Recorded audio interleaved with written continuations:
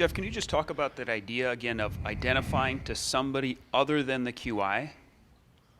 Let's say I'm a syndicator and I had a client who said they were going to buy into one of our DSTs. They forgot to identify, and now they want to close into our DST. That's a really good question. Let's talk about the basic rules for identifying. It has to be in writing. So maybe they sent you something in writing that says, I'm buying such and such DST or syndication. It has to be signed by the taxpayer. So maybe they signed it with a scrawled signature. Maybe they had an email signature block. What is a signature these days? I don't know. When these regs were written, it was in the 80s. Email really wasn't that commonplace. So it has to clearly describe the property. That can be by distinctive name. Perhaps DST, such and such is a distinctive name. So yes, you could potentially identify to the seller of the replacement property. I will tell you another prudent reason that I like to see a strong cooperation clause in the replacement property contract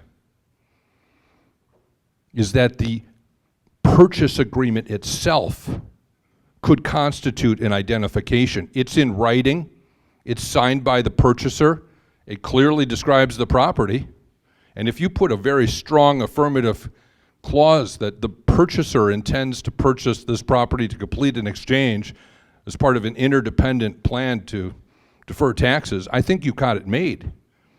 As a backup to identifying to the intermediary, you may have identified to the seller. I think that the question is an identification that is submitted in an email, the body of an email. Does the email signature constitute a signature? At the bottom of your email, do you often have a signature block? And does it have your name in the signature block? Okay. In 1944, if you were serving in the Army and you wrote a letter back to your friends, oftentimes people would sign the letters. That was the custom, right? Now the custom today is to have an email signature.